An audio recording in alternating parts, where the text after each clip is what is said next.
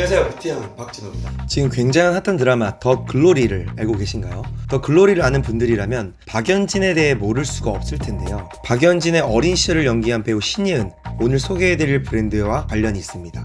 더 글로리에는 엄청난 연기력으로 칭찬을 받았으면서 사람들에게 제대로 각인된 배우 신예은은 로라 메르시의 모델입니다.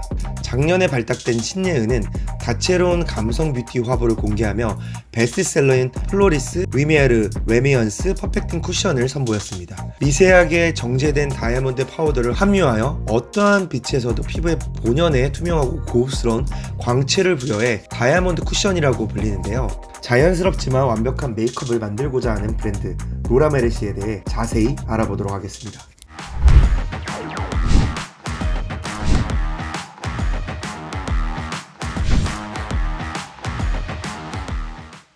로라 메르시에를 만든 로라 메르시에는 현재 전 세계적으로 유명한 메이크업 아티스트 중 한 명입니다. 섹스 앤 더 시티 캐리가 로라 메르시에에게 메이크업을 받고 싶다는 말했을 정도라고 하는데요. 하지만 사실 로라 메르시에의 자존감이 굉장히 부족한 아이였습니다. 1960년대 프랑스 프로방스 지방에서 태어난 그녀는 어렸을 때부터 천식을 가지고 있었던 통통한 아이였습니다. 그녀의 어머니조차 그녀에게 제대로 된 사랑을 충분히 받지 못하면서 로라 메르시에는 자존감이 굉장히 떨어진 채로 자랐습니다. 학창시절 교실 구석에서 그림을 그리는 것을 좋아했던 로라 메르시에는 대학교에 진학하여 미술 전공을 선택하였습니다. 하지만 우리나라처럼 예체능을 먹고 살기 힘들다는 말이 해외에서도 통했나 봅니다. 로라 메르시에는 역시 진로에 대해서 고민하게 됩니다. 그녀의 어머니는 그런 그녀에게 메이크업을 배워보라고 조언을 하게 되는데요. 파리의 카리타 미용학교로 진학한 그녀는 메이크업을 주제로 공부하여 메이크업 분야에서 두각을 나타내기 시작했습니다. 파리에서 6년 동안 경력을 쌓은 그녀는 뉴욕으로 날아가 이른바 맨땅의 헤딩을 시전을 했습니다. 그녀는 파리에서 메이크업 아티스트의 일을 인생을 다시 시작한 계기라고 얘기를 하면서 뉴욕에서 커리어를 위한 도움이 되었다고 이야기를 합니다. 당시 뉴욕에서 세계적인 유명 포토그래퍼인 스티브 마이젤과 일을 시작하게 되면서 메이크업 아티스트로서 크게 성장을 하게 되는데요. 그녀는 실력을 인정을 받으면서 자존감을 채우게 되었고요. 시그니처 메이크업을 탄생시키면서 제품을 만드는 것에 관심을 가지기 시작했습니다. 그 다음부터 좀 더 자세히 알아볼까요?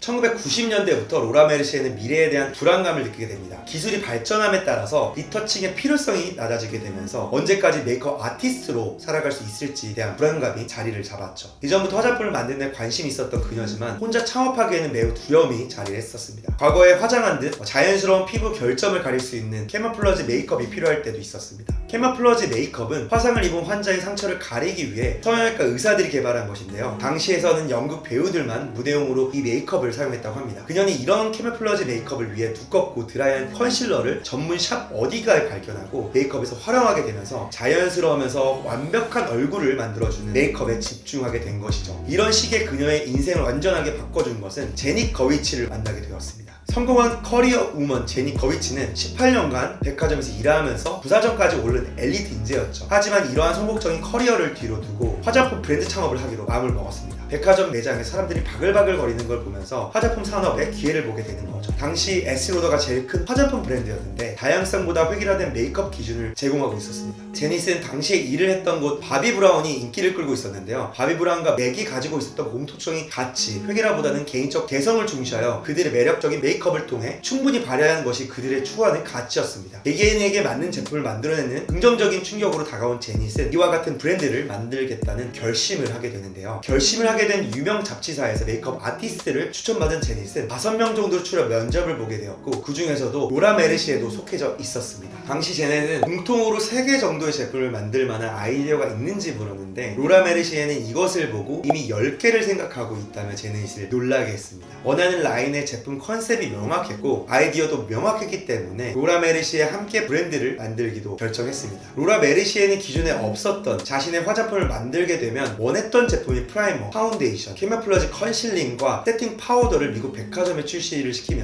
엄청난 성공을 거두게 되고요. 하지만 계속해서 성공적인 시설만 있었던 것은 아니었죠. 브랜드 핵심 타겟을 이해하지 못했고요. 타겟굿이 완전 달랐던 매장에 정확한 시장 조사 분석이 없이 무분별하게 입장하면서 부진한 판매 성적을 얻기도 했었습니다. 또한 제품력에만 너무 치중한 나머지 또 다른 중요한 요소인 패키지 디자인 역시 제대로 된 성장을 하기가 어렵게 했습니다. 이에 로라 메르시에는 판매가 부진한 매장을 과감하게 철수하기 시작했고요. 문제였던 올드한 디자인을 탈바꿈을 시작했습니다. 리브랜딩을 통해서 로라 메르시아 전 매장에 하루 만에 교체를 했고요. 패키지를 리뉴얼한 이후에 매출이 3배 이상 상승하게 됩니다. 객관적으로 제품을 볼 수 없는 관점과 행동력이 지금의 인지도와 높은 명품 브랜드로 로라 메르시의 당당한 자리를 잡은 이유라고 만든 생각이 듭니다. 로라 메르시의 성공 방정식 3가지가 어떤 게 있었을까요?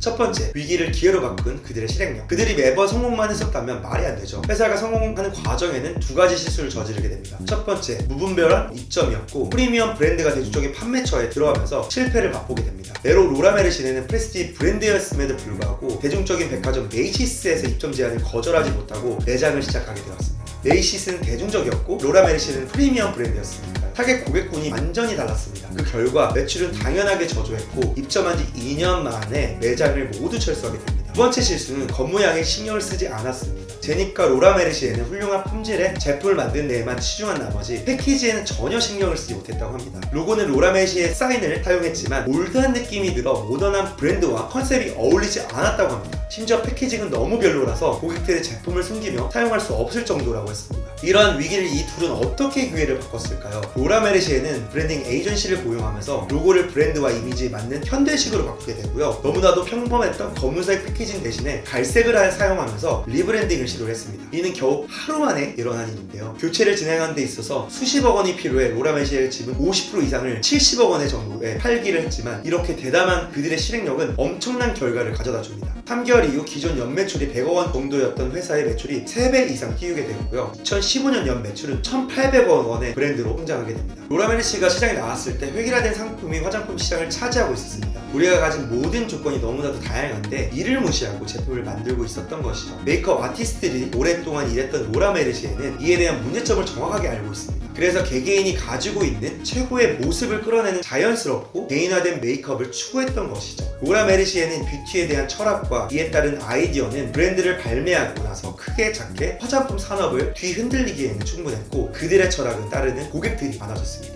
로라 메르시의 제품이 출시하자마자 시장에서는 인기를 끌었습니다. 당시 미국 고급 백화점 프라이머, 파운데이션, 캐모플러지 컨실러, 세팅 파우더 총 4가지 제품을 발매를 했었는데 시장에서 정말 필요했지만 그동안 나오지 않았던 제품들이었고 품질을 말할 것도 없이 우수했기 때문에 시작부터 성공 과도를 달리기 시작했고요. 재투자를 통해서 더 큰 신기록을 세우면서 성장할 수가 있었습니다. 로라 메르시는 다양한 이벤트를 통해서 소비자들에게 다가오고 있습니다. 우리나라에서는 오래되진 않았지만 2021년부터 카카오톡 플러스 친구에 추가를 하면서 응모가 되고 당첨되는 사람들에게 샘플을 제공하는 이벤트를 진행을 하고 있습니다. 확인해보니까 2021년도, 2022년도 매년 한 번씩 진행했으니 이번 연도도 진행할 것 같다는 생각이 드네요. 관심이 있으신 분들은 체크를 해주셨다가 진행을 하시면 될 것 같고요. 로라 메르시는 명품 화장품 브랜드이기 때문에 어떤 분들이 선뜻 구매하기 어려울 수 있으니 이런 기회를 활용한다면 효율적으로 제품을 사용할 수 있는 기회가 있을 것 같습니다. 로라 메르시에는 이미 명품 화장품 브랜드지만 거기에는 그치지 않고 시대에 발맞춰 빠른 마케팅 방법으로 글로벌 럭셔리 그룹 매출 탑 100을 찍기도 했습니다. 자존감이 낮았던 어린 시절을 로라 메르시에는 먼 훗날 과거의 아픔을 모두 딛고 훌륭한 메이크업 아티스트로 성장하여 자신의 이름을 따서 만든 로라 메르시에를 성공을 이루었습니다. 멈추지 않고 꾸준히 최선의 하루를 보낸 결과가 성공적으로 나타난 로라 메르시였습니다. 최근 뉴스를 보니까 신세계 인터내셔널이 국내 독점 판권을 인수하고 올해부터 사업을 시작했다고 합니다. 어떻게 우리에게 다가올 로라 메르시에 굉장히 기대가 많이 되는데요. 하루빨리 만나보고 싶네요. 오늘 영상 시청해주셔서 너무 감사드리고요. 저는 뷰티양 박진호였고 제 영상 마음에 들었다면 구독, 좋아요, 알람 설정 부탁드립니다.